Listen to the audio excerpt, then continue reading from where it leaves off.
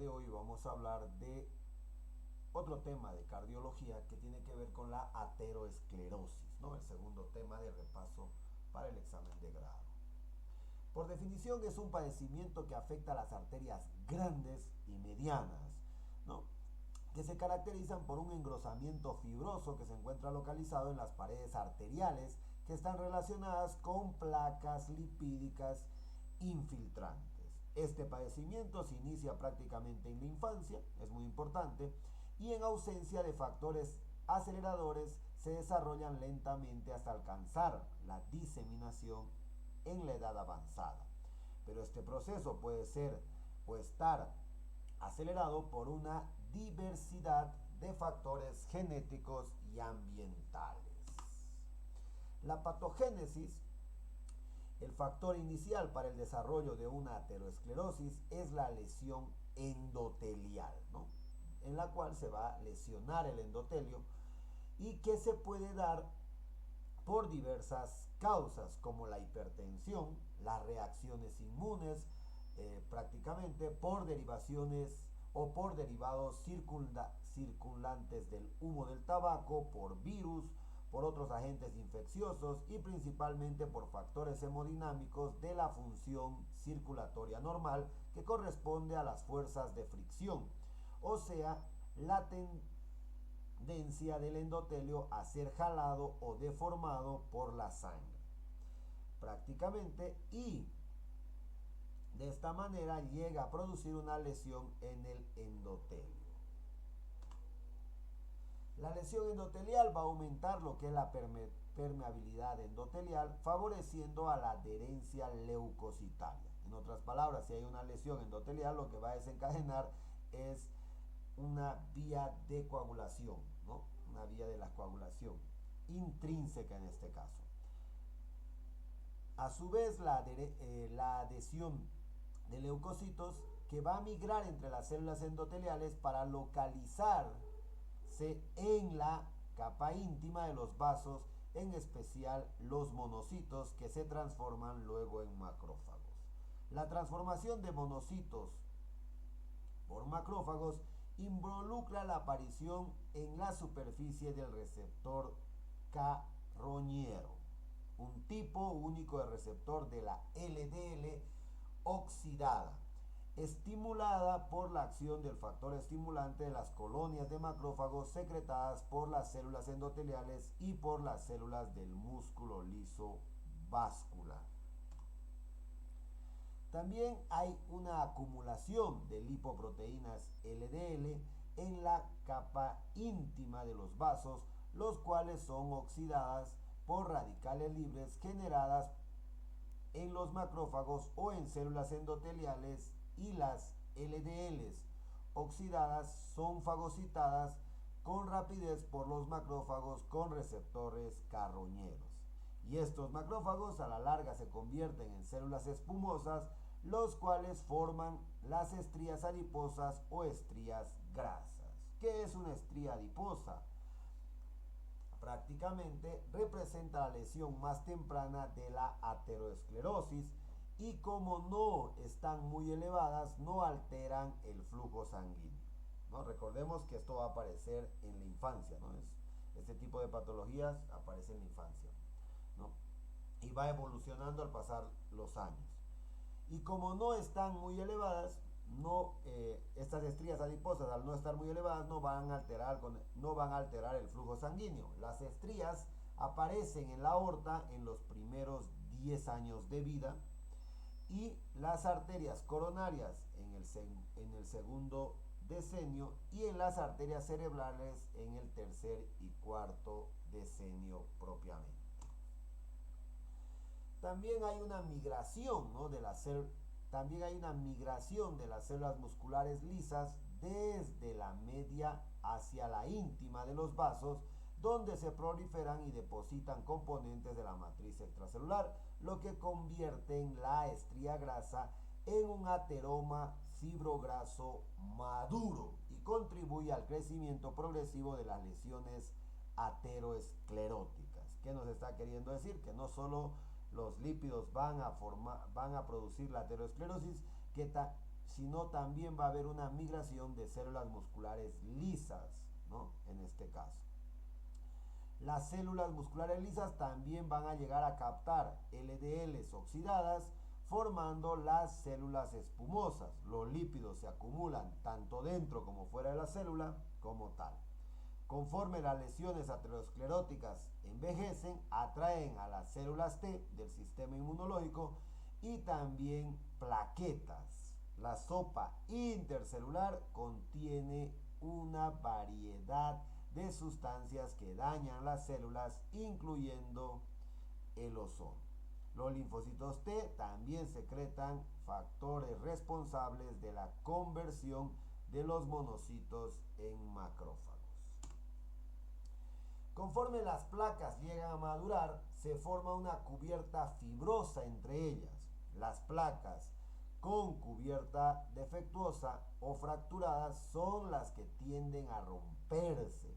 Las lesiones solas pueden distorsionar los vasos hasta el punto de ocluirlos, pero casi siempre es la ruptura o ulceración de las placas que desencadena la trombosis, que bloquea el flujo sanguíneo, dando lugar a la insuficiencia vascular de las extremidades, en este caso, anormalidades en la circulación renal y aneurismas o ruptura eventual de la aorta y de otras grandes arterias. Las manifestaciones clínicas de la aterosclerosis, como la aterosclerosis consiste en una anormalidad de vasos sanguíneos arteriales, puede afectar cualquier órgano del cuerpo. La aterosclerosis permanece asintomática, eso sería lo importante, asintomática. Sabemos que va a evolucionar desde temprana edad hasta la vejez, ¿no? Entonces tiende a ser la aterosclerosis asintomática, ¿no? Y eso tiene que ver con el aumento, ¿no? El aumento de las estrías, en este caso, que en cierto momento tienden a ser planas y no afectan mucho en la circulación sanguínea, pero al pasar el tiempo sí llegan a afectar, ¿no? Entonces es asintomática. Y cuando empezamos a ver que el paciente llega a tener aterosclerosis, cuando se empiezan a aparecer algunas complicaciones como angina de pecho, ya hemos repasado también angina estable e inestable. Recordemos que este ardor o dolor precordial que tiene la angina de pecho prácticamente tiene que durar hasta los 20 minutos prácticamente y después tiene que empezar a ceder, ¿no? En este caso, infarto del miocardio también es otra complicación de la aterosclerosis, eventos vasculares, cerebrales y trombóticos, claudicación intermitente, hipertensión, ¿no? Renovascular y aneurisma como tal. Esas llegan a ser sus manifestaciones clínicas. Si hablamos de la angina de pecho, se produce cuando hay un estrechamiento ateroesclerótico de las arterias coronarias y disminuyen el lumen arterial más del 75%. El dolor torácico resulta cuando las sustancias productoras del dolor se acumulan en el miocardio. Clásicamente el dolor llega durante el ejercicio y desaparece con el reposo conforme la sangre elimina las sustancias que causan dicho dolor. El infarto de miocardio ocurre cuando las lesiones ateroscleróticas producen coágulos y aquí uno se dirá, ¿y por qué van a llegar a producir coágulos? Hay una lesión en el endotelio. Y si hablamos de la cadena de coagulación por la vía intrínseca, necesita la vía intrínseca para activarse una lesión en el endotelio como tal. Entonces, en el infarto agudo del miocardio ocurre cuando estas lesiones ateroscleróticas van a producir coágulos, ¿no? Y la oclusión de la arteria coronaria llevando a la muerte del miocardio irrigado por dicha arteria. En este caso, muere el músculo. Evento vasculares cerebral trombótico, ¿no? Se produce por el bloqueo de la circulación cerebral en el sitio de las placas ateroscleróticas. Aneurisma, la aterosclerosis extensa de la aorta abdominal, ¿no? Puede dar lugar a la dilatación prismática y la ruptura de dicho vaso. La hipertensión renovascular se va a dar por la constricción localizada de una o ambas arterias renales. Y luego tenemos la claudicación intermitente, que se da por una insuficiencia vascular de la circulación de las piernas, que ocasiona fatiga y por lo general dolor al caminar, se alivia con el reposo y con el compromiso grave de la circulación en una extremidad se puede ulcerar la piel, producir lesiones de cicatrización leve hasta gangrena, ¿no?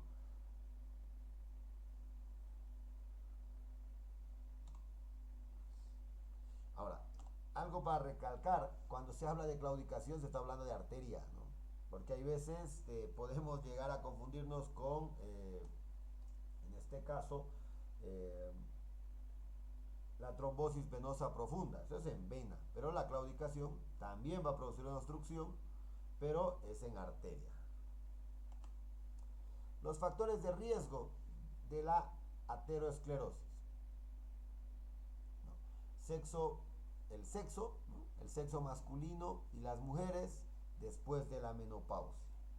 Por ausencia del efecto de los estrógenos, que aumenta la eliminación del colesterol en el hígado, aumenta el número de receptores para el LDL. Pero las grandes dosis de estrógenos aumenta la incidencia de coágulos sanguíneos. Entonces se necesita un equilibrio, ¿no? Entonces esta enfermedad es más frecuente en varones y empieza a manifestarse con mayor frecuencia en las damas después de la menopausia. También puede haber esta patología en familiares que ya hayan padecido, ¿no? Entonces hay que ver los antecedentes familiares por múltiples mecanismos genéticos. También otro factor de riesgo es la hiperlipidemia primaria, que son trastornos hereditarios que causan deficiencia de la lipoproteína lipasa, receptores defectuosos para la LDL, la apoproteína E anormal, la deficiencia de la apoproteína C o las causas desconocidas como tal. La hiperlipidemia secundaria. Al exceso de ingestión de alcohol, miren, bloqueadores alfa-adrenérgicos y a un aumento de los triglicéridos circulantes. También la hiperlipidemia secundaria va a haber evidencias de la disminución de los valores plasmáticos del colesterol y triglicéridos, y el aumento de la concentración plasmática de HDL disminuye la velocidad de progresión del proceso, en algunos casos lo revierte. Esta disminución del colesterol plasmático se puede dar solo con restricciones dietéticas de colesterol y grasa o con la utilización de fármacos que inhiban a la enzima reductasa 3-metilglutarilcoenzima A, que actúa en la síntesis del colesterol en el hígado, como la lovastatina, pravastatina, simvastatina y la fluvastatina propiamente. El tabaquismo, ¿no?, también puede llegar a ocasionar alteraciones, producir esta aterosclerosis. Entonces el tabaquismo por lesiones hipóxicas de las células endoteliales inducidas por el monóxido de carbono. Los varones que fuman una cajetilla de cigarrillo al día tienen un incremento del 70% de la tasa de mortalidad. La interrupción del tabaquismo aminoriza los riesgos de muerte y de infarto del miocardio, ¿no? La hipertensión también es un factor de riesgo que causa incremento de las fuerzas de fricción impulsadas sobre el endotelio, aumentando la incidencia de lesión endotelial. La diabetes mellitus, otro factor de riesgo, ¿no?, ya sea tipo 1 o tipo 2, que causa disminución de la captación hepática de la LDL de la circulación. El aumento de la glucosilación de la del colágeno, que incrementa el enlace de LDL en las paredes de los vasos sanguíneos.